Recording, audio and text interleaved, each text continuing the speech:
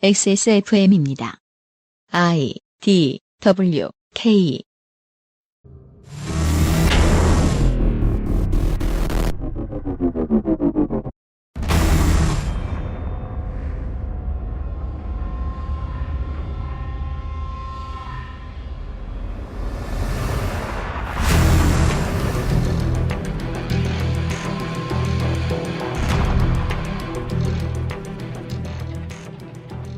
기본 교양, 슈퍼히어로 문학의 인해, 스판덱스 영웅전.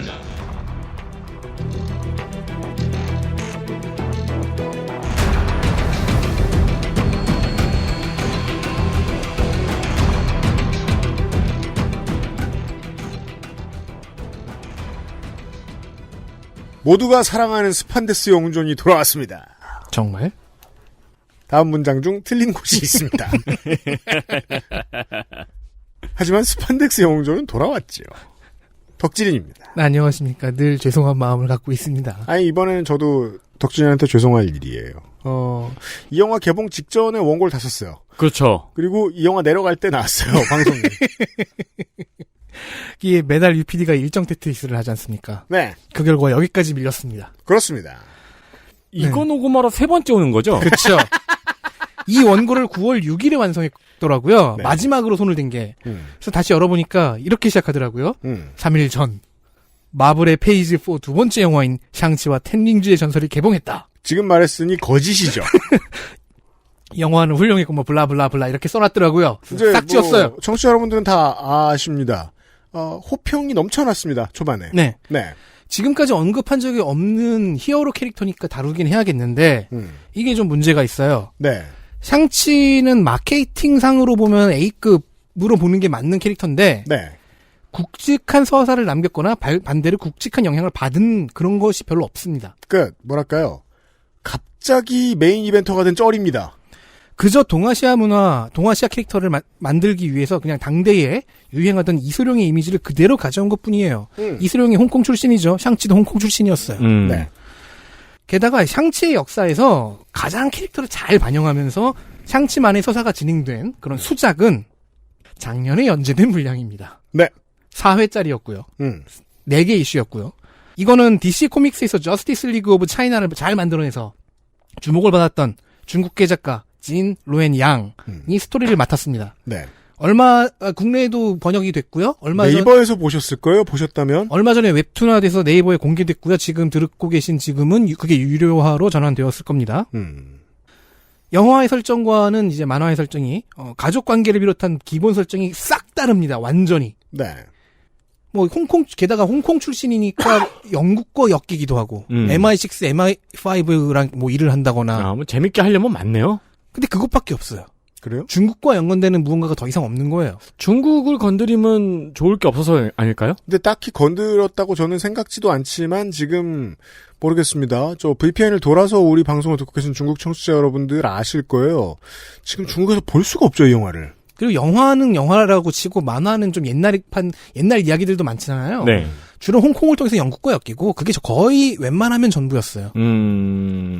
그래도 만화의 캐릭터성은 영화와 동일합니다. 네. 그리고 그 외에 딱히 할 얘기가 없더라고요. 그래서 이렇게 끝내면은요. 이번에 회차는 윤세민 코너의 한 꼭지보다도 짧을 겁니다. 어디 도전해 보세요. 그래서 제가 준비해온 것은 더 빨리 이거. 샹치를 만드는 데 쓰인 아시안 스테레오타입 두 가지의 역사를 정리해보는 겁니다. 이런 길어지죠. 길어요, 그래서. 거짓말한 거예요, 또. 그러니까 오리엔탈리즘이라는 이제는 촌스러운 시각이 그동안 어떻게 미국 대중문화에서 표현되었는지의 역사이기도 하고요. 동시에 저 사람들은 대체 그동안 우리를 어떻게 보고 있었을까 하는 어림짐작입니다. 제가 이거를 빗대어 표현할 수 있는 여러 가지를 한번 생각을 해봤어요. 그나마 제 머릿속에 제일 오랫동안 머물러 있던 것이 한국에 있는 중식당의 99%는 이제 중국 음식이 아니에요. 그래서 코리안 차이니즈라고 하잖아요. 그죠? 우리가 어르신들이 뉴스를 이렇게 그냥 슬쩍 보수 언론에서 보고 아무리 중국을 혐오해도 중식당의 음식을 싫어하지 않아요. 그렇죠. 왜냐하면 그건 자기의 소울푸드거든요. 마찬가지죠. 우리는 알파벳이 엄청나게 크게 써있는 어떤 중식당 프랜차이즈에 가면 이게 미국 중국 음식이라는 걸 알아요.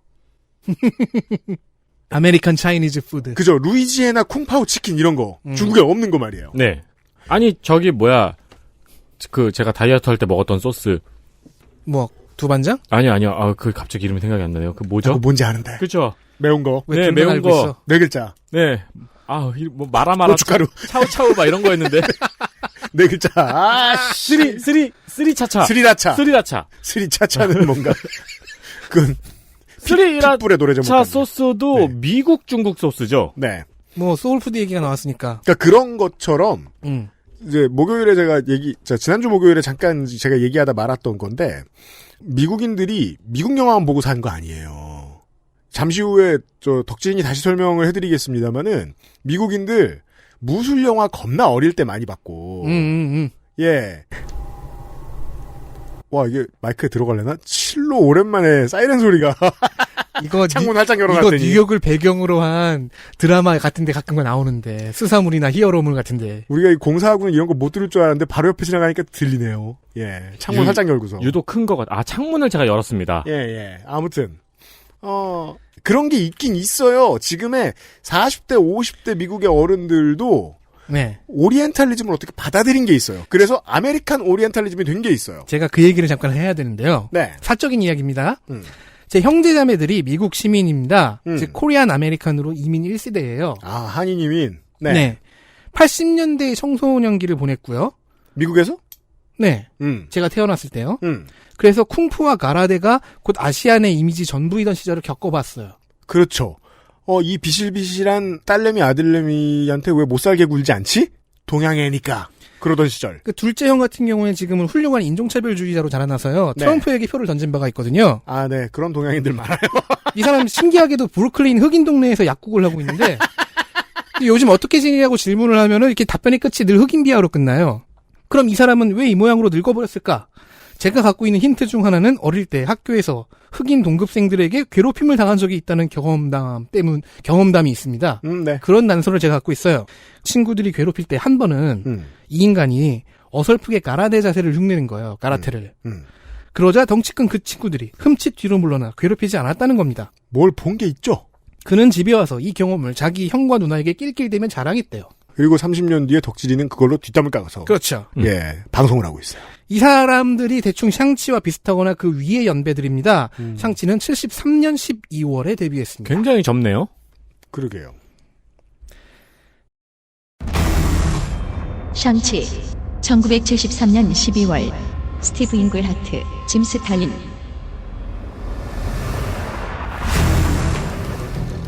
샹치 무술을 하고요. 기를 다루는 근접전 전문가입니다. 기를 다룹니다. 치가 기입니다. 네.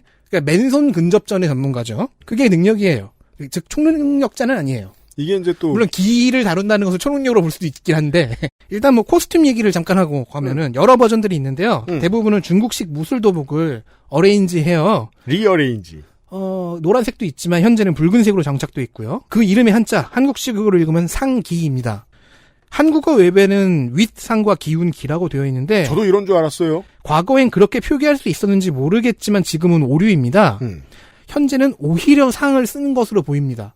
헐. 그러니까 마블 만화 편집부에서 이걸 크게 신경을 안 쓰고 있는 것인지 두 가지가 영문 외에는 공존해 있어요. 근데 옛날 판에는 윗상이 들어가 있고요. 네. 최근 판으로 올수록 오히려 상이 표기된 경우가 늘어나고 있습니다. 이거 되게 중요한 거라서 아마 충분히 의논을 하고 바꾸지 않았을까 싶은데요. 제가 중문앱도 좀 찾아봤는데 네. 현재는 두 가지가 공존하고 있고 시간대가 뒤로 올수록 오히려 상의 비중이 훨씬 많이 늘어나고 있습니다. 이게 문헌 오염의 가능성일 수도 있는데 이게 오히려 상자는 우리가 많이 쓸 때가 보통 오히려라는 뜻보다는 elevate, 높이다, 네. 올리다 네. 이런 뜻이잖아요.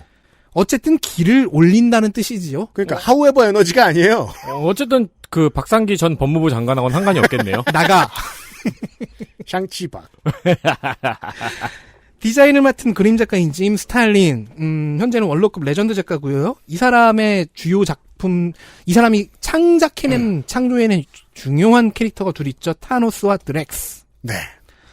하지만 이 거물의 이름이 샹치에게 역사적인 흥미로움을 더해주지는 않습니다. 그러네요. 오히려 흥미로운 건 왜냐하면 사노스와 드렉스를 봤을 때 샹치가 떠오르지도 않고 네. 뭐 멀리도 만난 적 없잖아요. 있긴 한데 하긴 주로 만나긴. 오히려 흥미로운 건 네. 원전에서 그 아버지로 설정된 인물입니다. 음. 그의 이름은 푸 만추.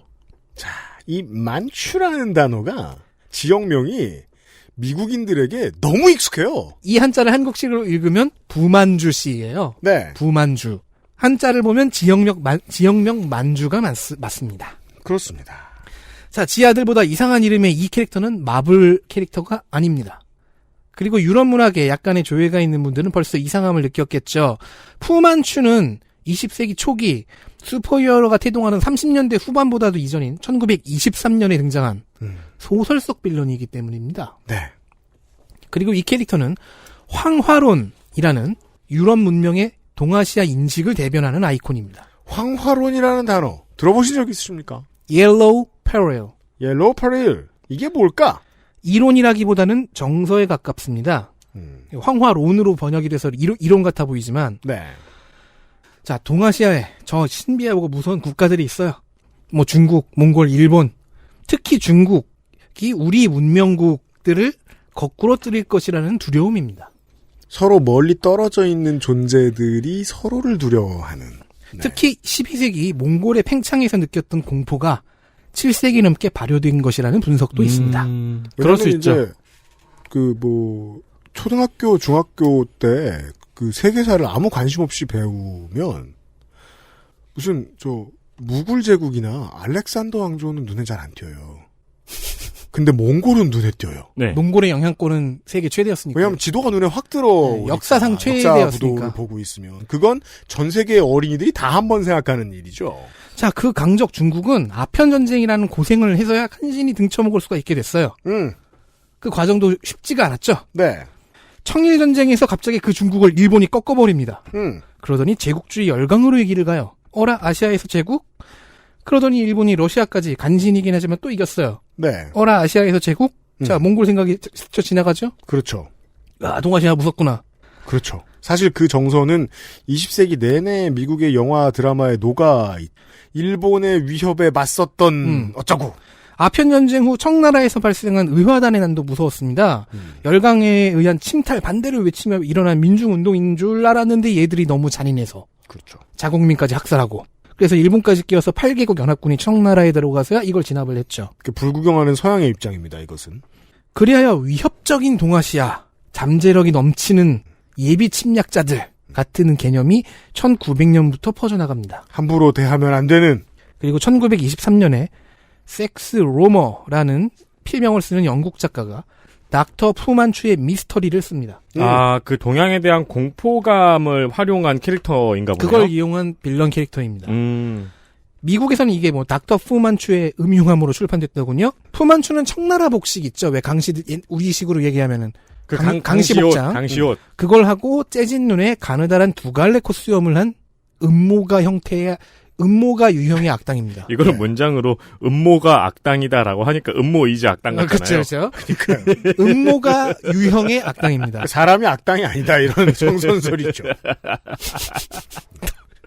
서양 열강들에게 큰 원한을 갖고 있어서 모든 백인들과 그 국가들에게 복수를 하겠다. 음모가 악당이면 뽑으면 되잖아. 닥쳐. 세계를 정복하겠다 하는. 답은 왁싱이죠. 나가! 늘 나가! 나 혼자 진행할래! 아니에요. 아무튼 하려는 얘기는 뭐냐면 저 멀리 떨어져 있어서 만날 수 없는 어떤 문화권과 거기에 사람들 중에 어떤 악당이 있을 거라고 생각하면 미국이든 유럽이든 사실 1세기를 빼도 생각해도 좋아요. 언제나 그 방식을 썼어요. 그 전 세계가 실시간으로 만날 수 있는 지금 시대가 아니던 시대에 미스테리를 딱 둔 다음에 세계 정복을 꿈꾸는 악당, 저 동네판 어떤 악당, 네. 세계를 정복하겠다. 왜? 중국이 너무 서양 열강들에게 큰 피해를 받았으니까 내가 너희 남자들을 다 죽이고 이런 얘기를 하는 악당인 거예요. 푸만추의 독특한 수염은 옥스포드 영어사전에 푸만추 머스태시라는 단어로 등재될 정도로 이 소설이 히트를 쳐버립니다. 우리가 흔히 매기 수염이라고 말하는 그 수염이네요. 그래서 이후 섹스 로머는 1959년에 사망할 때까지 푸만추 소설을 14권을 썼습니다. 인생 폈죠. 이게 굉장히 어찌나 역사적인 시리즈인지. 그러니까 푸만추와 아즈카반의 죄수 이렇게 닥치는 대로 쓴 거예요. 이후 후배 작가들이 낸 후속작도 있어요. 2012년에도 신작이 하나 나온 게 있을 정도입니다. 그러니까 서양의 고전이 돼버렸죠. 그렇습니다. 서양 민간에.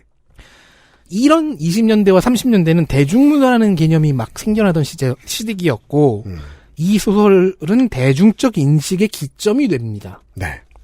자, 그 이전에는요. 서부 개척시대의 철도노타가 무수히 죽어간 불쌍한 중국계들 이런 기억 때문에 주로 엑스트라 피해자의 역할을 하던 동아시아계가 네. 푸만추 이후에는 적대감과 혐오의 표적이 되었습니다. 따라서 푸만추는 지금은 물론이고 심지어 당대에도 아니 이거 중국인 내지는 중국인으로 대표되는 그 동아시아계들 동아시아에 대한 인종 혐오를 부추긴다 네. 라고 비판받았어요. 당대에조차도. 하지만 어떻게 됩니까? 조만간 일본이 미국의 전쟁을 그것도 매우 비열한 방식인 진주만 습격으로 걸어버렸잖아요. 20, 30년대 히트 소설에 대한 얘기입니다. 네. 시대 배경 얘기. 네. 그럼 황화론자들은 내가 뭘 했냐. I told you so. 이랬을 겁니다. 그러니까 아무리 대륙 건너에서 야 우린 달라 라고 얘기해도 안 들려요. 당시에는 중국인 배척법이라는 것이 있었어요. 그렇죠. 중국인의 소개해드린 적이 있습니다. 네, 중국인의 이민을 제한하죠. 그러니까 이런 거 폐지하면 안 돼. 그런 법 없으면 쟤들이 죄다 몰려와서 미국을 점령할. 그러니까 지금 우리는 웃으면 안 되는 거예요. 진지한 문제예요. 네. 아니 전쟁을 일으킨 건 일본이라니까 아무리 설명해도 알아들을 생각이 없다고요. 왜냐면 이 바보들은. 그러면서 일본계 미국인 민간인들은 내통의 위험이 있다면서 수용소로 보내버렸죠. 그렇죠. 그렇죠. 그것도 구분 안 할 사람들이 그건 구분하겠습니까? 아니, 심지어 중국하고 일본은 싸우고 있었는데도. 네. 그래서 이 중국인 배척법은 중국이 일본에 대항하는 동맹으로 떠오른 1943년에 폐지가 됩니다. 네. 다행히 그거는 구분을 해냈어요. 그러니까 그때까지도 전혀 모르고 있었다는 거죠. 자, 그러면 푸만추는 왜 오리지널 시리즈가 완결된 지 20여 년이나 지나서 갑자기 마블에 수입되어 샹치의 아버지가 된 것일까요? 유명하니까요. 그렇습니다. 동시에 문화적 유명세와 함께 빌런인 아버지를 부정하고 극복하는 것에서 샹치의 영성을 출발시키려는 마블 편집부의 의도였겠죠. 아, 이거 근데 듣기만 해도 재밌긴 하네요. 그쵸. 그 20년대 유행했던 그 빌런의 아들이 히어로로 재탄생하는. 70년대 당시에는 이 황화론적인 인식이라는 게 이제 유행도 지났고 이제는 집단 무의식에 낀 고춧가루 같은 그 수준으로 전락을 했기 때문에 그 황화론적 인식을 졸업하고자 하는 의미도 있지 않았을까 하고 짐작은 해봐요. 네, 이게 슈퍼히어로의 등장 서사를 파악하기 위해서는 우리가 언제나 그 당시 세계의 통사를 봐야 되니까 예전에 있던 그런 류의 고정관념에서 벗어나려고 일부러 데리고 온 아버지다 정도로 해석한다. 그리고 70년대 시점에서 마블에게는 푸만추를 중요한 빌런으로 만들지 않아도 됐어요. 왜냐면 똑같은 황화론 계열의 캐릭터로 64년에 스탠 리가 아이언맨에게 만들어준 빌런 만다린이 있었거든요. 네. 이름 한번. 또 거의 똑같습니다. 푸만추와. 중국인이고 징기스칸의 후손이고 세계를 정복하고 싶은 반동적 혁명가이며 외계 우주선에서 발견한 지식과 10개의 반지를 주무기로 합니다. 반지가 많아요. 이 10개의 반지가 그 우주선을 만든 외계 종족이 달성한 과학과 마법 양쪽에서의 기술의 결정체예요. 그래서 그 10개의 반지로 싸우기 때문에 10개의 10 링즈, 만다린 with 10 링즈라고 하거든요. 그래서 푸만추는 만다린, 계보상은 만다린의 조상이잖아요. 그러니까 푸만추를 지금 샹치 아버지를 끌어와서는 안 돼요. 영화 입장에서는. 현대 미디어잖아요. 지금 나오는 건. 이게 이제 단행본은 미국에서 많이 팔면 많이 판 거예요. 근데 영화잖아요. 미국 바깥에서 더 많이 팔아야 돼요. 그래서 영화는 푸만추 대신 만다린을 샹치 아버지로 설정했고 오리엔탈리즘 문제는 영화 내에서 아주 유쾌하게 비껴나가죠. 아, 그래요? 영화를 못 봤군요. 이래서 황화론에 대한 설명이 필요했다는 거예요. 황화론을 이해하는 사람들 입장에서는 극복해야 될 대상으로 집어넣어야 됐는데 그 소사가 필요했던 건 미국 국내용. 그리고 이 만다린 캐릭터가 만다린과 푸만추 캐릭터가 대표하는 이 오리엔탈리즘, 황화론적인 오리엔탈리즘을 또한 극복해야 되는 게 영화의 숙제였죠. 자, 그런 아버지, 황화론적인 캐릭터인 아버지를 극복해야 하는 샹치는 어디서 떠왔느냐? 이소룡입니다. 그리고 네. 이소룡은 또 다른 스테레오타입이죠. 무술가, 마스터 오브 마셜 아츠. 선구적인 캐릭터의 이름이 있습니다. 이 무술 전문가 계열에 선구적인 캐릭터가 하나 있어요. 그린 호넷과 케이토라는 슈퍼히어로 캐릭터입니다. 케이토.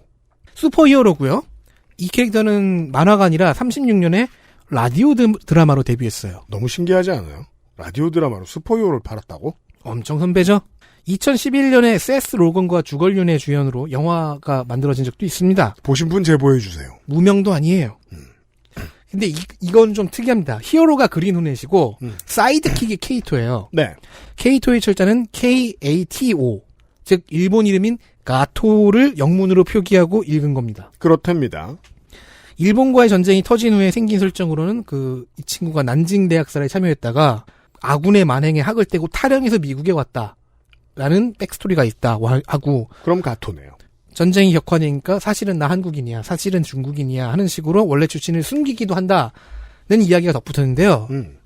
그린 호넷의 특징은 히어로 쪽이 무능력자예요. 그러니까 무능해요.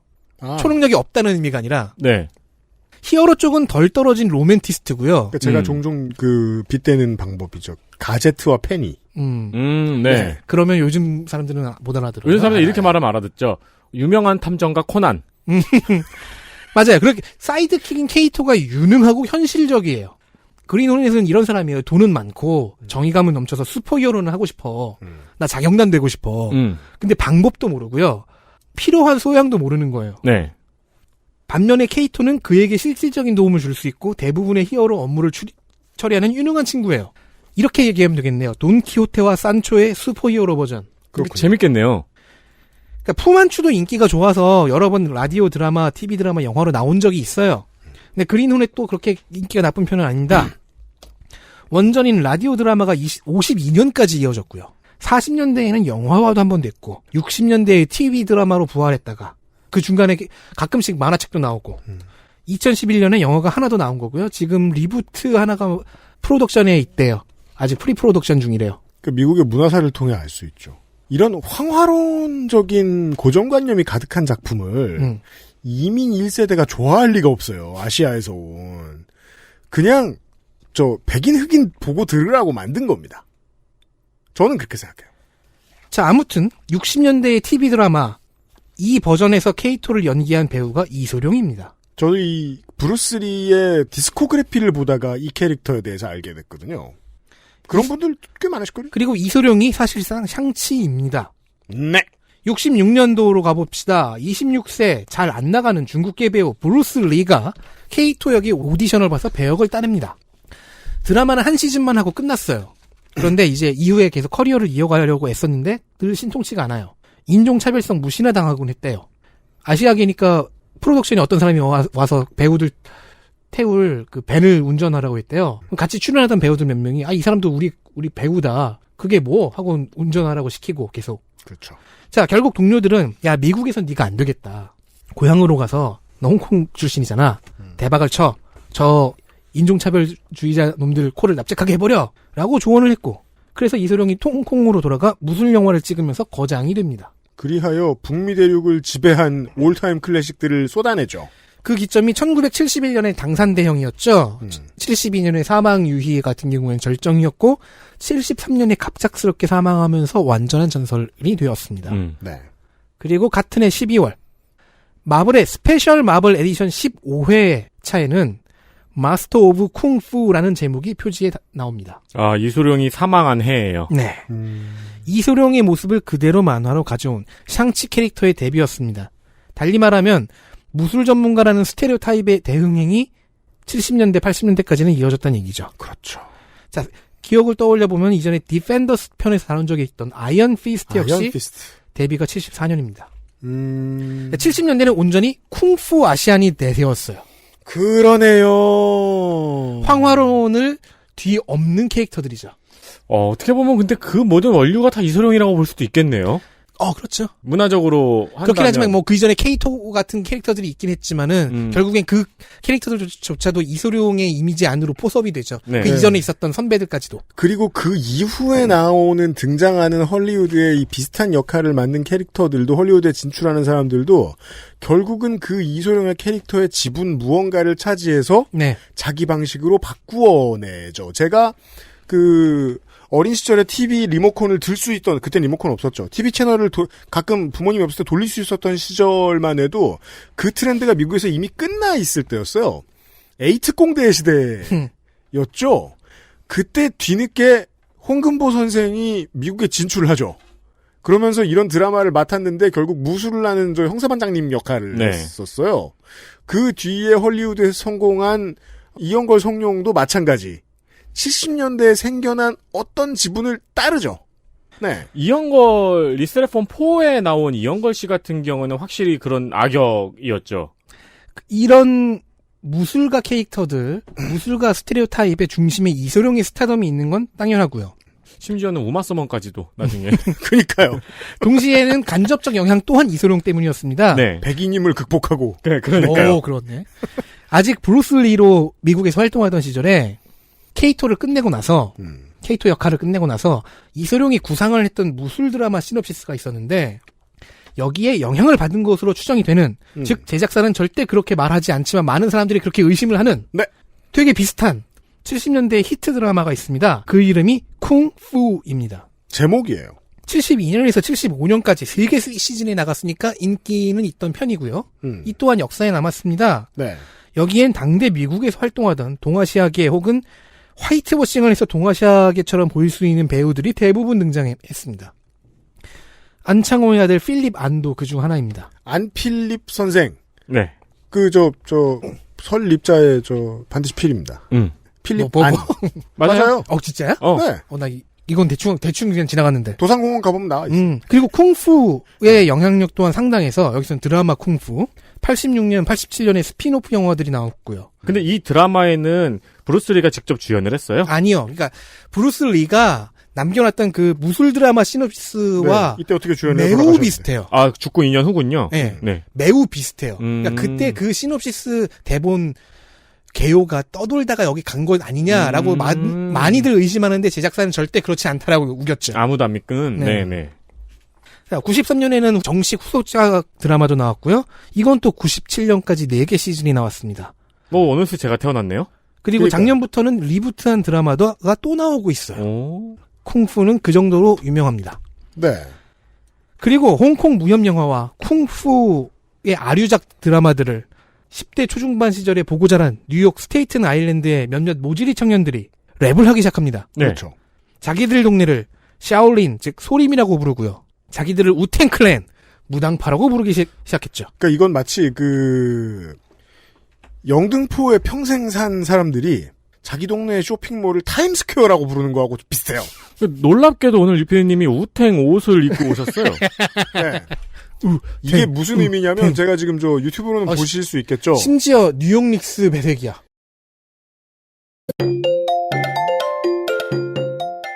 뉴욕 닉스의 1970, 80년대 로고를 우텐클랜 로고로 바꿔놓은 거예요. 그렇죠. 근데 이거는 이제 미국의 문화를 이해하는 사람만 이 흐름의 연속성을 이해할 수 있죠. 우텐클랜이 왜 뉴욕을 소림사의 고장으로 바꾸어 놓았는가? 어떻게? 여기는 스테이튼 아일랜드라고. 아니야, 우리에겐 샤올린이야. 여긴 영등포 쇼핑센터야. 아니야, 타임스퀘어야. 뉴욕이라고. 예. XSFM입니다.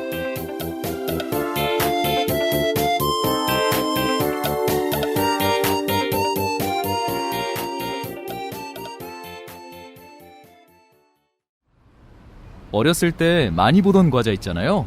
딱 그 식감, 그 맛. 먹기 전엔 저도 그런 줄 알았죠. 근데 처음 씹는데 뭐지? 했어요. 왜 안 딱딱한 거지? 근데 왜 달지 않고 담백한 거지? 손을 한번 대면 나도 모르게 계속 먹는 거 있죠? 이 맛있는 거, 이거 뭐예요? 시작하면 멈출 수 없다. 잘 만든 수제 강정. 언제나 우란다. 가장 본연의 것에 집중했습니다. 기본에서 답을 찾다. 새로운 건강기능식품. 건강스타일엔 튜비엔. 본 광고는 건강기능식품 광고입니다. 내가 세상에서 가장 불행한 사람이구나. 집을 나와서 아동보호시설에 갈 때만 돼도 그랬어요. 그런데 그곳에서 저와 비슷한 환경에서 자란 친구들을 만났고 서로에게 위로가 되었던 것 같아요. 그때 처음으로 알았어요. 나와 비슷한 친구들이 생각보다 많다는 걸. 그리고 그때 처음으로 살아볼 용기가 생겼어요. 그리고 처음으로 래퍼라는 꿈에 대해 진지하게 생각했었죠. 우리는 정말 다른 것인가? 다른 것이 다른 것인가? 우리 안에 아는 내 모습은 어떤가 아무리 답을 찾으려 해 아름다운 재단 18 어른 캠페인.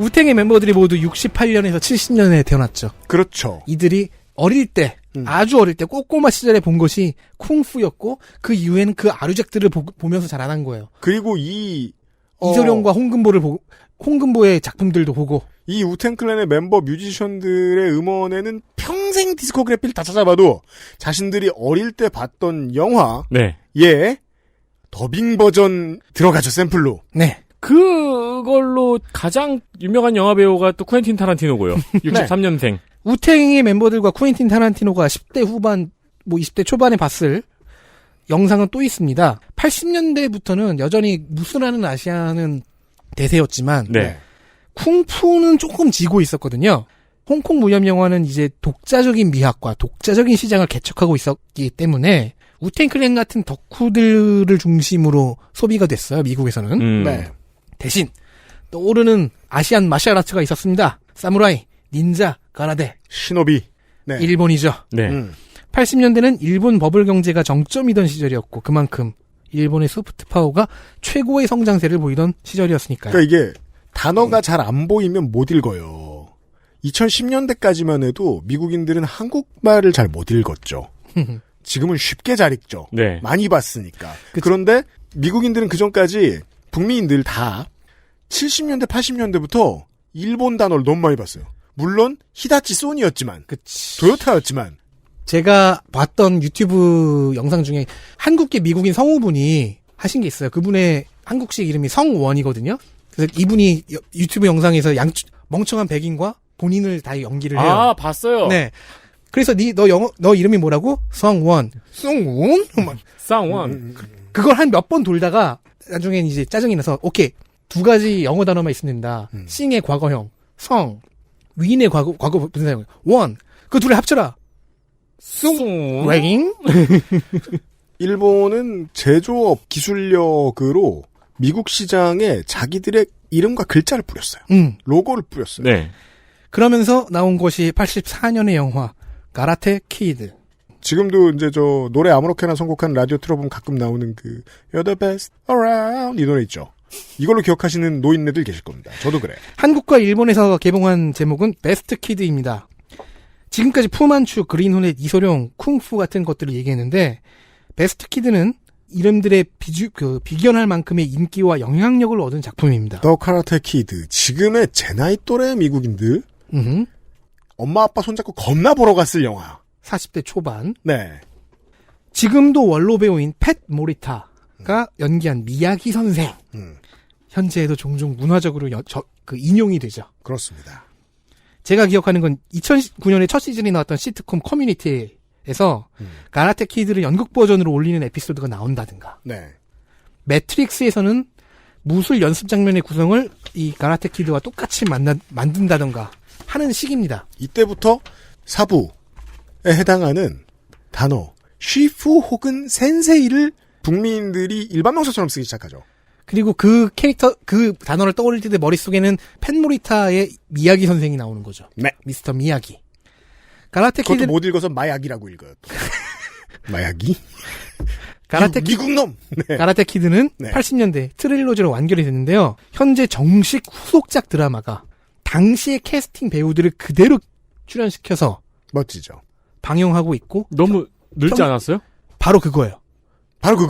가라테 키드에서 주인공을 맡았던 친구는 여기서는 이제는 조연인데 멀쩡한 직업을 가진 50대 아저씨가 돼 있어요. 와, 멋있네요. 1편의 빌런이었던 친구는 현재 갱생을 해서 이 드라마의 주인공이 됐어요. 그렇죠. 백스터 퓨처는 그 둘이 나와야죠. 그게 이제 어른들만 이해할 수 있는 뭔가 어덜트 컨템포러리인데 키덜트 컨텐츠죠. 예를 들면 뭐 제가 엄청 기다렸던 아마존 익스클루시브로 지금 서비스가 되고 있는 걸로 알고 있는데 에디 머피 주연의 우리나라 제목으로 구혼작전이라고 알려져 있는 커밍 투 아메리카 후속작이 그냥 30몇 년 만에 나왔죠. 네, 작년엔가 나왔죠. 근데 똑같은 사람들이 나오죠. 아니 근데 에디 머피가 너무 안 늙었어요. 의학의 힘이죠. 네. 갑자기 뭐 이렇게 넘어가. 아무튼 근데 그 영화도 제가 왜 말씀드렸냐면 그 커밍 투 아메리카라는 영화가 지금 보면 정치적으로 보통 글러먹은 게 아니거든요. 네. 어마어마하게 언피시예요. 근데 그걸 비틀어서 참아줄 만한 후속작을 만들어냈거든요. 이게 우리가 황화론을 얘기하면서 북미인들의 뒤틀어진 아시아에 대한 시각이 어떻게 소비되고 어떻게 발전해 왔는가를 얘기하고 있잖아요. 그 맥락을 알아야 이게 PC하지 못해라는 소리를 함부로 못하게 되는 거예요. 그리고 이 영화 트릴로지 때문에 가라테 키드 때문에 저희 형은 흑인 동급생들 앞에서 가라데 흉내를 냈어야 했죠. 네. 아, 막 시켜봤구나. 이렇게만 괴롭히니까 겁주려고. 자, 이렇게만 얘기하면 가라테 키드라는 작품은 무술 전문가 아시안이라는 두 번째 스테레오타입을 그냥 80년대에 재생산한, 즉 이소룡의 아류작 같아 보이지만은 네. 하지만 헐리우드는 장사를 하려면 그렇게까지 만만하게 만들지 않아요. 깊이를 더해야죠. 네. 미야기 선생이 실제로는 2차 대전에 미군으로 참전해서 훈장과 기장을 여럿 받았다는 설정이 있고요. 네. 그동안 미야기 선생의 아내는 일본계 강제 수용소에서 출산 중에 죽어갔다는 이야기가 나옵니다. 그러니까 미국의 어두운 역사를 그대로 집어넣죠. 한 일본계 미국인의 삶에 대한 좀 진지한 접근이 있었던 거예요. 이전의 다른 접근들에 비해서는 성숙했죠. 케이토에 대해서는 이런 식의 접근을 하지 않았거든요. 설정은 있었죠. 그죠. 와, 굉장히 과감하군요. 저번에 나성인이 와서 말했던 그 일본계 미국인 수용소. 네. 거기 얘기하는 거잖아요, 지금. 그러니까 어린이들이 보는 작품에 이렇게 섬세한 터치를 해놓죠? 그러면 그 어린이들은 40대, 50대 돼서 그걸 기억합니다. 그러니까요. 그 진가를 파악해요. 이 계열, 이렇게 진지하게 접근한 캐릭터 중 하나는 그것도 있죠. 스타트rek의 66년 오리지널 시리즈. 처음 등장했던 함대 주요, 히카루 술루. 네. 너무도 당연하게 근무하고 있는. 히카루 술루가 많은 백인 시청자들을 놀래킨 이후로는 거의 최초로 발견이 되는 진지한 캐릭터입니다. 그러니까 미야기 선생 캐릭터가 미국 문화사에 남았다는 것은 황화론이 정말로 그냥 집단 무의식 사이에 낀 고춧가루다. 그 정도로 많이 사라져 가고 있다는 것을 알려주는 것이고요. 동시에 무술하는 아시안이라는 스테레오타입이 떴다는 것이죠. 이것이 새로운 스테레오타입이다. 네. 물론 이런 접근 없이 피상적인 스테레오타입으로 접근한 시도는 훨씬 많았습니다. 그럼요. 생각 없는 기획자가 네. 생각 있는 기획자보다 많아요. 일본발 영향력을 흠뻑 받은 사무라이 내지는 닌자 캐릭터들이 80년대 B급 영화에 무수히 등장합니다. 그리고 그걸 보고 세계 흥행이 되겠는데? 라고 생각한 일본 게임사들이 자기들 문화 콘텐츠에도 별로 안 맞는 닌자가 마구 나오는 게임들을 만들어냅니다. 왜냐면은 80년대는 닌텐도의 시대니까요. 그게 제가 지난주에 얘기한 오징어 게임이에요. 2020년대에. 아무튼. 일단 그러니까 사무라이 닌자가 통하니까 이걸 위주로 팔아보자는 일본의 의도도 있었죠. 네. 그 결과 수어사이드 스쿼드 때 살짝 건드린 잘 만든 신파 오리진 스토리를 가진 카타나가 83년에 DC에서 등장을 합니다. 젊으네요. 83년.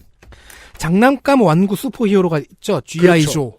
그렇죠. G.I. 조. 사실 지금 생각해봐도 그 당시에 지금 가격이랑 비교해봐도 무자비하게 비쌌어요. G.I. 특공대. 네. 한국에선 G.I. 특공대. G.I. 조. G.I. 조에는 82년에 스네이크 아이즈라는 캐릭터가 등장을 합니다. G.I. 조를 가진 사람은 한국인이나 미국인이나 전부 다 허리를 감았다 풀어봤겠죠? 그럼요. 네. 그 고무줄. 아니, 이게 또 우리나라가 또 그 당시에 매우 또 경제가 발전을 안 했기도 했고, 네. 내가 왜 이렇게 쓸데없는 얘기 길게 하려고 그러지? 당신 어릴 때 얘기라서. 보통 직장인의 한 달 월급에 100분의 1, 50분의 1 써야 됐어요. 아이템 하나 사려고 그러면. 그때 가격으로. 그렇게 비쌌어요. 그때 월급이 100만원 넘나 마나 할 때 G.I.조가 막 4만원, 8만원 이랬죠? 그래서 저는 별로 수륙 없었어요. 양용차 이건 진짜 부잣집에만 있었죠. 그래서 저는 별로 없었어요. 아무튼 없었어요. 스네이크 아이즈는 아시아인 닌자라는데 이 경우에는 조금 이상해요. 왜냐면 카타나와는 좀 달라요. 검은 복장에 검은 헬멧을 쓰고 있어서 아예 피부가 노출되지 않습니다. 네. 그리고 말을 한마디도 안 해요. 자, 시작할 때 언급했던 작가 진 루인 양은 한 인터뷰에서 어릴 적 자신이 제일 좋아했던 슈퍼히어로가 같은 동아시아인인 스네이크 아이즈였는데 정작 그에게는 얼굴도 목소리도 없었다는 말을 해요. 그렇죠. 2년 뒤인 84년에는 스네이크 아이즈의 상대역 빌런으로 후일 이병헌이 연기하게 될 스톰 섀도우. 등장하여 네. 말을 좀 하기 시작합니다만. 그렇죠. 그러니까 스톰 섀도우가 말을 하기 시작했다는 게 아니라 이 사람은 이 캐릭터는 원래 말을 해. 근데 이제 슬슬 스네이크 아이즈가 친구 생기니까 같이 친구라고 해야 되나? 아무튼 친구이자 뭐 적이 대화, 생기니까 최소한의 대화가 가능한 거예요.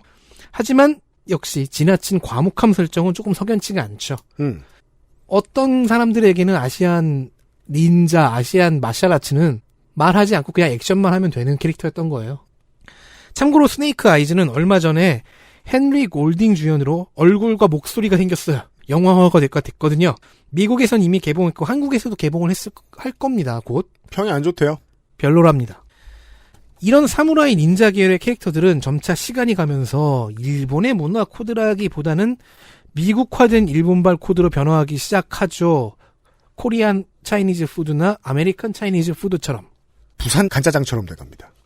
그 신호탄이 써니사이드 업. 네. 네. 그 신호탄이 닌자 거북이로 잘 알려진 TMNT. 티네이지 뮤턴트 닌자 터틀. 완벽한 예시네요. 네. 80년대 B급 영화로 유명했던 아메리칸 닌자 시리즈를 아마 40대 시네필들은 기억을 할 거예요. 그리고 이제는 텅 빈 방을 가르쳐서 미국식 영어에서는 이렇게 얘기하죠. Full of Ninja. 그렇죠. 예, 텅 빈 방이라는 뜻입니다. 대체 이게 뭐냐고 물어보는 사람들이 참 많습니다. 검색하면 바로 나옵니다. 텅 빈 방 이렇게 번역도 해줘요. 그리고 이 이미지 역시 그대로 동아시아인에 대한 스테레오타입으로 연결이 되지요. 아까 이제 그 힙합씬에서 우텐클랜을 가지고 설명을 했는데 그 힙합씬이 영문학의 역사에 큰 영향을 끼치는 이유가 단어를 가장 복잡하고 고민을 많이 해서 쓴 그리고 널리 퍼지는 시를 자꾸 매 노래마다 넣어야 되기 때문이잖아요. 네. 그런데 90년대의 그 랩 가사에는 N 단어가 엄청 많았어요. 이 N 단어를 닌자로 바꿔 쓰는 풍습이 생기죠. 그래요? 네. 그래서 저 흑인이 죽었군 이러면 that ninja dead. 그런 힙합 역사에서 네. 올드스쿨과 뉴스쿨 즉 80년대 이전과 80년대 이후를 가르는 중요한 기점 중 하나가 또 우텐클랜이기도 하니까. 그렇죠. 네. 미국의 태생적인 문화에서 하이브리드 진출하죠. 네. 네. 우탱을 만나면서. 그러니까 이게 뭐냐면 마케팅이 좀 너무 심하게 잘 된 거예요. 그래서 일본 입장에서는 어떻게 됐냐면 이제 일본인은 닌자가 아님을 강변해야 될 정도가 됐어요. 그렇죠. 제주도민 집에 귤나무 있냐는 것처럼. 근데 거기는 진짜 있잖아. 거기는 보통 있죠. 없는 집도 많아요. 아파트. 네. 그걸 넘어서서 이제 가끔은 동아시아 국가들, 가끔은 동남아까지 전체가 다 그래야 될 수도 있어요. 우리나라에 닌자 없다고. 그렇죠. 킹덤이 떴을 때, 드라마 킹덤이 네. 넷플릭스에서 떴을 때 중 하나가 한국의 그 무인들이 쓰고 있는 그 전립을 쓰고 있는 그 무인들을 보면서 코리안 사무라이라고 부르던. 맞아요. 그렇죠. 같은 미국인들이 멍청아 사무라이는 일본이야라고 얘기를 굳이 해야 했던 그런 상황들이죠. 네. 우리는 또 그 공유 씨가 너무 잘생기는 바람에 공유 씨 이름도 발음 못하는 팬들이 공유 씨 얼굴을 기억하고 있죠. 그러면서 얘기하죠. 그러면서 생각하죠. 한국 사람들은 다 도깨비에 대해 잘 알고 있을 것이다. 그리고 도깨비는 주로 잘생겼다. 그렇죠. 다 틀렸잖아. 네. 네. 나의 도깨비는 이렇지 않아. 그리고 최근에 우리는 황화론과 무술가에 이은 또 다른 스테레오타입을 알고 있죠. 뭔데요? 수학과 공학 성적이 좋은 아시안들. 네. A-를 받으면 수치스러워서 화를 내는 아시안 부모들. 미국 개그의 단골 소재. 캐나다 드라마 김씨 편의점에서 주된 소재로 삼았죠. 어느 정도는 현실에 근거한 스테레오 타입이지만 동시에 이제는 많이 또 요즘은 또 낡아가고 있는 스테레오 타입입니다. 그러니까 이거는 이제 나성인이 설명한 이런 지점이 지금의 현실에 가장 잘 어울리는 것 같아요. 나는 한국에서는 이제 수학이 땡밥이었는데 거기 갔더니 스테레오타입에 맞는 놈이 됐다. 네. 실제로는 이제 다양한 사연과 가치관이 존재한다라는 메시지가 이제 김씨 편의점에 들어가 있죠. 네. 그 스테레오타입 현실에서 근거한 거지만 동시에 그 이면에 여러 가지가 있다. 네. 2007년 이런 스테레오타입도 이제 서서히 깨져나가거나 재미있게 변용되고 있어요. 2007년 첫 시즌이 나온 드라마 가십걸 유명하죠. 여기에는 학년 1등에 각종 대회를 수상하고 장학생도 되고 하는 등등의 스펙을 갖춘 일본계 학생이 등장합니다. 또 청소년용이다 보니까 인종 안배가 되게 잘 돼 있잖아요. 가십거리. 그나마 그 와중에 아시아는 이렇게 등장해요. 2009년에 드라마 글리에서는 A-를 에이전 F로 표현하는 대사가 나옵니다. 네. 그러니까 그러니까 이건 마치 우리가 해외 쇼핑을 할 때 X라지 이렇게 써놓고 A전 트리플 X라지 이렇게 써서 가로 열고 그런 거랑 비슷한 거예요. 심지어 그때 글리클럽 저는 그때 맨날 놀라거든요. 아니 아시아 사이즈가 이렇게 작다고? 그게 글리클럽의 멤버 중 한 명이 아시아계였는데 A-를 받아오니까 이제 아버지가 와서 그 장소에서 얘기하는 거예요. 이거는 에이전 F다. 분명히 얘 마약하거나 다른 뭔가를 하고 있는 거다. 어떻게 A- 받을 수 있냐 이러면서. 네. 아무튼 13년 전에 이런 표현들이 있었어요. 그리고 이런 캐릭터들은 사교성이 떨어지고 공부에만 매진하며 자기들끼리만 무리를 짓는 배타적인 특성도 보인다. 게 이 스테레오타입의 특징입니다. 네. 그래서 영화와 드라마에서는 이런 레귤러 캐릭터에 별로 끼지를 못하고 문화적 소양도 사회 일반을 따라가기 어려워해요. 꾸준히 겉돌아요. 이게 우리 누나의 캐릭터입니다. 아 그래요? 굳이 왜 집어넣어? 아니 형 한 명 집안에 능욕을 했으면 누나도 능욕을 해야지. 편집해야 되는 내가 미안해지잖아 너네 집안에. 하지마. 안 해도 돼. 네가 시켰다. 그리고 이런 캐릭터들은 이제는 많이 바뀌었죠. 제가 지금 얼핏 기억나는 건 내가 사랑했던 모든 남자들에게 그 로맨스 드라마. 네. 이제는 아시아계도 로맨스 드라마의 주인공이 될 수 있고. 네. 자, 그리고 또 나성인한테 이 연고를 쓰면서 나성인과 좀 대화를 많이 나눴는데 많은 한이 있으시더라고요. 그렇죠. 아시안에 대한 이미지 중에 자기들 문화 없이 다른 인종 문화에 섞여 들어간다는 이미지도 존재한대요. 자신들을 덜 내보이는 성향. 독특하네요. 그 강렬한 스테레오타입 이미지를 박아놓고 그걸 탈피할 때가 되니까 자기들 문화가 없다고 이야기를 하네요. 우리는 이런 이중성, 이제 제 나이 또래의 제가 알던 오렌지 카운티 출신 한인 이민자 2세대에게서 느낄 수 있죠. 친구들을 만날 때는 100% 그냥 백인 아니면 흑인 같은데 집에 들어가거나 연애를 할 때는 한국 사람처럼 구는. 네. 이중성.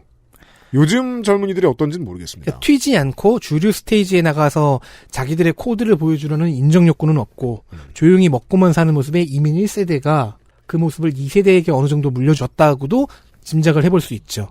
사실 이런 성향을 보여주는 게 차이나타운과 코리아타운이죠. 적극적으로 섞여들어야 했던 필요가 있었던 전쟁 상대국가였던 재패니즈들은 좀 달랐지만 그리고 이전에는 중국의 쿵푸와 일본의 사무라이로 동아시아 전체가 퉁쳐지던 시절이었는데 이제는 점점 세분화된 인식이 생기는 중이죠. 세분화된 스테레오타입은 사실은 더 이상 스테레오타입이 아니죠. 그렇죠. 그럼 그냥 고증이죠. 그러니까 이제 이 양인들이 한중일 베트남 타이를 어느 정도 구분하기 시작합니다. 대중 평균으로 보면 걸음마 수준이지만. 네. 이런 변화의 과정에서는 슈퍼히어로 작가인 그렉 박과 같은 사람들의 시도가 영향을 줬을 가능성이 있습니다. 네. 한국계 아버지와 유대계 어머니 사이에서 태어났어요. 그렉 박은 2005년에 아마데우스 조라고 하는 수학 천재 한국계 캐릭터를 만들어냅니다. 잠깐 짚고 간 적이 있습니다, 저희가. 몇 년 전인지 모르겠습니다만. 손거울 던져서 미사일 궤도 바꾸는. 손거울로 빛을 반사시켜서. 아, 그래요? 한 건 맞지 뭐. 하긴 거기까지 던져서 맞추면은 이미 그게 히어로구나. 그렇죠. 그건 헐크죠. 네. 이 능력만 보면 스테레오타입인데 그러니까 지금 말한 것처럼 이런 스테레오타입적인 능력을 그냥 머리가 좋은 것을 그렉 박은 매우 쿨한 형태로 풀어냈어요. 네. 그러니까 수식을 풀어서 무언가를 개발했다가 아니고 방금 말한 것처럼 운동적인 물체의 어느 부분에 힘을 어느 정도로 어느 시점에 주면 그 방향을 어떻게 바꿀 수 있다를 순간적으로 계산해내서 그대로 해내는 액션의 형태죠. 당구 신동이죠. 그러네요. 네. 그러니까 계산을 한다는 걸 또 보여주기 위해서는 주변에 복잡한 수식이 뜨는 연출을 했고요. 네네네. 우리는 당구 신동과 친해지길 좋아하죠. 그러니까 수학 천재이기 때문에 쿨한 이미지를 만드는 것에 성공했어요. 그 결과 현재의 아마데우스 조는 헐크가 됐죠. 성공을 거뒀고 네. 주력이 되어서 주력 캐릭터가 되어서 이제는 헐크 혈청을 이어받아 헐크의 후계자 자리까지 올랐습니다. 브론이라는 이름을 쓰고 있어요. 네. 그러니까 2년 전에 브론 BRAWN 왠지 그 미국판 크롱 같아가지고. 그러지 마. UPD가 크롱에 환장해요. 크롱. 환장하잖아? 까라고 한 거예요, 방금. 네. 둘 다 녹색이네요.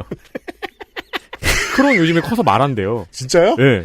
이런 끼. 공룡 새끼. 따라서 2년 전 350일 시의회에서도 비슷한 얘기를 했지만 아시아계 스테레오타입이 조금씩 해체되어가는 과정에 있긴 합니다. 그때 했어야 했지만 빼놓았던 또 하나의 이야기는 그렉박이 표현하고 싶어하는 소재 중 하나입니다. 이 사람은 옛날에 얘기했는데 회식비를 자기가 내려고 다투는 샹치와 지미유가 싸우는 장면 같은 것들을 넣어요. 재밌네요. 그 관심 없는 독자는 보통 단행본 안 사긴 하지만 그래도 어쩌다가 단행본을 선물이라도 받은 그 관심 없는 독자가 봤을 때는 이게 무슨 소리야 하고 지나갈 만한. 아마데우스조, 뭐 샹치 그리고 지미유 이런 아시아계 슈퍼히어로들이 회식을 하러 가서 네. 잘 먹고 나오는데 그 1차예요. 심지어 1차야. 근데 어른이라고는 지미유와 샹치인 거예요. 둘 중 하나가 돈을 내야 돼. 네. 나중에는 그 체면을 위해서 둘이서 싸워요. 테이저건과 주먹을 주고받으면서. 만취한 거죠. 회식비는 결국 아마데우스조가 조용히 가서 카드 긁었어요. 근데 그게 이제 미국인에게도 유머 코드로 먹히나 보네요. 아니 이런 아시아계 내의 유머 코드를 그렉박이 미는 거예요. 밀고 있는 거군요. 그들 이제 이런 거 알아야 돼. 그리고 아시아 슈퍼히어로들이 벙커에 모여서 작전 돌입을 기다리는 중에 배가 고프잖아요. 근데 식료품 창고를 딱 열어보니까 스팸이 많네. 그래서 스팸을 갖고 요리를 해먹는 장면 같은 것도 나와요. 네. 이거는 아시안 커뮤니티의 코드를 전파하는 거죠. 동시에 그렉박 자신의 표현으로는 다양성 내부의 다양성이라고 합니다. 각국의 문화가 어떻게 상이하게 다른지를 표현하는 것 또한 이 사람의 관심사입니다. 이런 실험과 창작의 반복을 통해서 황화로는 소멸돼서 없어지죠. 천천히. 네. 스팸 요리를 먹는 씬에서 한국인인 크레센트는 스팸 볶음밥을 먹어요. 필리핀인인 웨이브는 스팸 실로그라는 요리를 먹고 있다는 식으로 디테일하게 연출합니다. 스팸을 먹는 건 맞아요. 장면이 등장한 게 전에 얘기했던 적이 있는 에이전트 오브 아틀라스의 2019년 이슈거든요. 지미 우는 관리자 역할입니다. 그리고 걱정이 하나 있어요. 아마데우스 조가 미즈마블과 리더십 경쟁을 하면서 팀의 분위기를 망치고 있는 겁니다. 자, 중국계 미국인인 지미 우가 한국 배를 하나 딱 보여주면서 묻습니다. 배. 이 배가 정확하게 어떤 종류? 먹는 거요. 과일. 먹는 배. 네. 페어. 이 페어가 정확히 어떤 종류의 배일까? 중국인 샹치가 중국배라고 합니다. 한국계 미국인인 브론과 실크 두 사람이 이건 한국배라고 대답합니다. 파키스탄계 미국인인 미즈마블은 우리 동네에선 일본 식품 가게에서 파는데 라면서 일본배라는 말을 하려고 하니까 브론이 더 말하지 말라고 짜증냅니다. 미즈마블은 결국 하고 맙니다.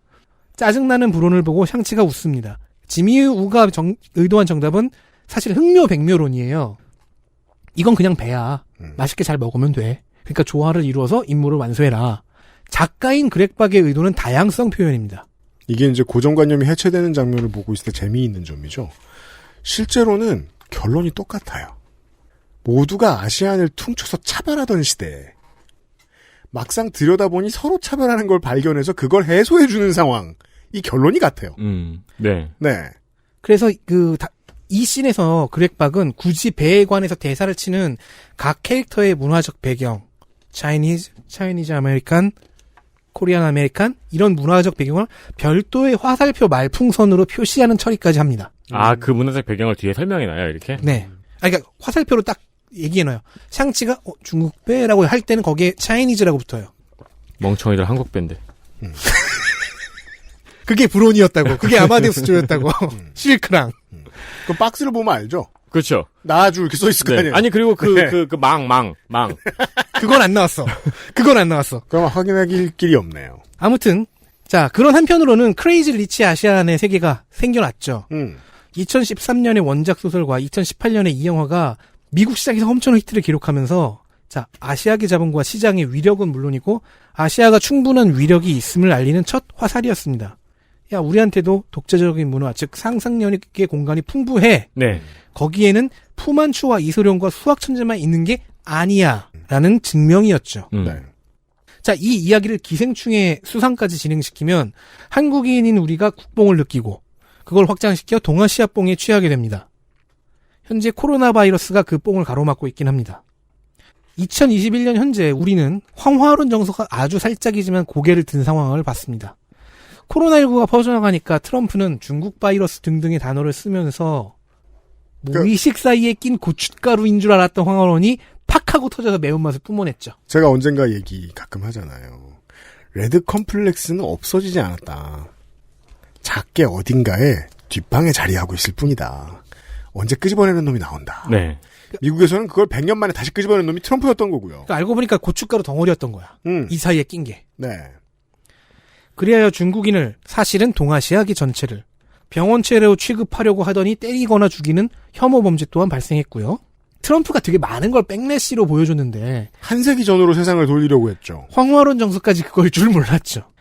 자, 중국인 배척법은 19세기 말에 제정되었었습니다. 중국인은 비위생적이고 뇌의 용적이 작다는 속설에 힘입어 제정이 되었습니다. 그때를 떠올리게 하죠. 저는 감히 이런 얘기를 하겠습니다. 한국의 일반적인 정서는 황홀원이 묻은 저쪽의 정서에 약간 동조한 쪽이 많아 보입니다. 정확한 분석입니다. 네. 네. 왜냐하면 한국은 아직 짱깨, 쪽발이라는 인종주의적인 단어를 일상에서 자주 사용하는 나라이니까요. 왜냐하면 조중동이 하는 저 이웃나라들을 이간질시키는 기사들을 보고 있으면 저거 다 트럼프 머릿속 어딘가에서 하는 소리처럼 보이거든요. 네. 게다가 중국은 또 정부가 너무 혐오할 거리를 너무 많이 던져줘서. 그러니까 이게 너절하죠. 일본도 마찬가지고. 상대를 미워하기 위해서 우리가 예전에 고개 숙이고 복속하던 존재의 논리를 가지고 와요. 구시대적인데 너절하기까지 합니다. 여기에서의 저는 그 딜레마를 생각할 필요가 없다고 생각해요. 중국이 얼마나 정치적으로 기형적인 나라인가를 여기 논리에서 집어넣을 필요도 없다고 생각해요. 완전히 다른 문제거든요. 그리하여 샹치의 영화는 기획부터 우려를 낳았습니다. 일단 샹치가 푸만추의 아들인 이소룡인 거잖아요. 그러니까 역사가 오래된 양대 오리엔탈리즘을 다 갖고 있어요. 아메리칸 오리엔탈리즘. 네. 게다가 자체적인 서사도 약한지라 참고할 원전도 많지 않고요. 아, 그래서 그 황화론의 반복이 되지 않을까 하는 우려. 혹은 이소룡의 반복이 되지 않을까. 둘 중 하나는 되지 않을까. 네. 게다가 반중 정서가 강해진 분위기에서 이걸 뛰어넘어야 하고 그래도 영화는 이걸 해냈습니다.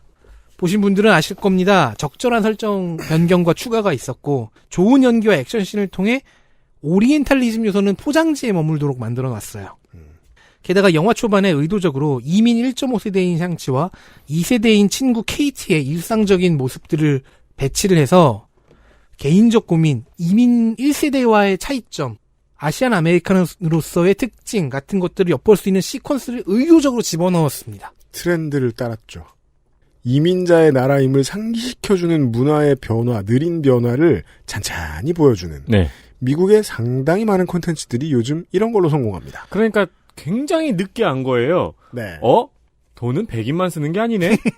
그리고 사실 진 루엔 양이 스토리를 쓴 네이버 웹툰 버전으로 나가고 뭐 정발 서적도 발행된 샹치 장년 만화 또한 비슷한 지점을 건드립니다. 그렇습니까?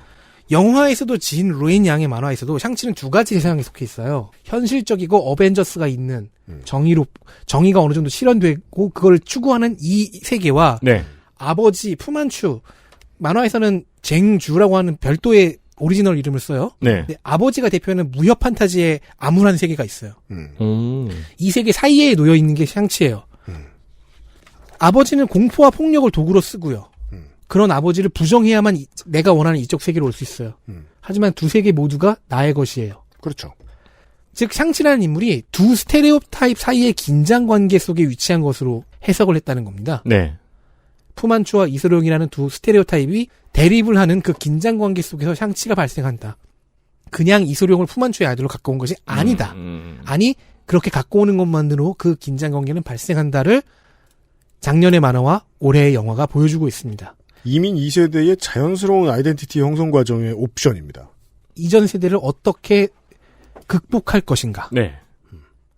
즉 푸만추 그래서 영화에서는 여러 가지 모습을 보여줘요. 그것 때문에 그로 인해 파생되는 한국계로 오인받아서 강남 스타일로 불렸던 경험이 나오고 만화에서는 내가 영국 가서 영국이나 미국에서 훌륭한 억양의 유식한 단어를 사용하면 사람들이 아마 백인이었겠죠.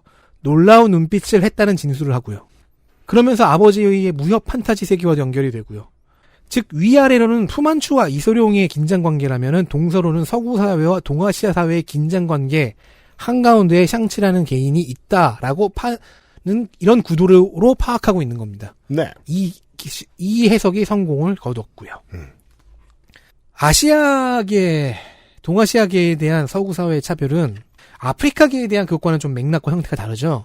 흑인은 노예이고 광대다라는 맥락과는 다르게 황인은 저 멀리 어딘가 이해할 수 없는 신비로운 족속, 위험한 족속이라는 것이 아시아계 차별 정서의 정수니까요. 따라서 크레이지 리치 아시안, 기생충, 샹치와 같은 컨텐츠들이 동아시아인과 동아시아계가 자기 자신을 서술하기 때문에 매우 중요한 기점이 되는 것입니다. 게다가 동아시아 사는 사람으로서가 아니라 북미에 사는 자신을 서술해요. 그래서 제가 짜장면 얘기로 시작한 겁니다. 그렇게 되면 미나리도 들어가야죠. 네. 그러니까 기생충이 빠지고. 네. 그러니까 미국인이라는 얘기잖아요. 근데 그렇게 됐을 때 미나리가 받았던 찬사 중 하나는 뭐였습니까? 보편적이다. 오히려. 참 보편성을 발견하려는 그 노력이 지금 서구인들에게서 엿보인다는 점이 참 대단한 거예요. 그래서 올 여름에 지금 그 뉴욕이 어마어마한 물난리를 겪었어요. 네. 그 정도를 당해본 적이 없어요. 근데 미국의 대도시는 언제나 지하실이 되게 중요한 공간이란 말이에요. 많은 곳에 쓰여요. 지하실이 다 잠긴 거예요. 이걸 기생충으로 비유하는 사람들이 너무 많았습니다. 그러니까 뭔가 보편성을 찾은 적이 있다는 거예요. 네. 이 콘텐츠를 보고. 아마 이런 콘텐츠들이 흥행과 설득력에서 성공을 계속 거두면 과거와 현재의 스테레오 타입이 계속해서 또 해체되겠죠. 네.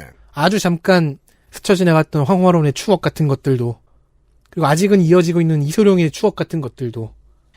자, 다른 형태로 변형이 될 텐데 그때가 되면 어떤 시선이 되어 있을까? 보편성을 찾아서 타자화되지 않고 미국 시민 혹은 더 나아가서 그냥 이 지구에 사는 어떤 사람들로 인식을 할 것인가? 그거를 물어볼 사람은 아마도 문화 소양이 꽝인 제 누나와 흑인 차별하고 싶어하는 제 둘째 형에게는 아닐 것 같습니다. 나성인이 더 나은 선택이겠네요. 의심이 없습니다. 제가 이 문장을 굳이 집어넣은 이유는 나성인이 본인 언급 좀 해달라고 해서입니다. 도와줬다며요. 네. 네. 미나리 얘기하고 기생충 얘기했는데 영화를 잘 본 사람들은 북미인들 기준으로 해봅시다. 두 작품 모두에서 어떠한 보편성을 느끼고 되게 즐거웠을 거예요. 저는 지금으로부터 4반세기 정도가 지나면 서아프리카나 남아공 주변의 컨텐츠들이 선진국들에게 소비가 되는, 아주 왕성하게 소비가 되는 때가 올 거라고 생각해요. 이미 나이지리아 영화 같은 경우에는 그게 조금 싹이 보이고 있습니다. 아주 복잡한 구조를 가지고 있죠. 자기들은 북미에 가본 적이 없어요. 근데 선조 때 북미로 넘어갔던 사람들이 만들어 놓은 북미의 문화가 다시 수입돼서 변형됐어요. 그게 아프리카 일부의 문화가 됩니다. 네. 그래서 또 북미하고는 달라요. 북미하고 조상이 같아 보이는데 이런 역설을 통해서 보여줄 수 있는 것들이 엄청 많을 거예요. 그리고 그 주체가 그게 서아프리카가 됐든 아니면 발리우드가 됐든 이제 문화 콘텐츠의 다양성의 수준이 예전으로 돌아갈 수 없다는 것만큼은 자명한 사실입니다.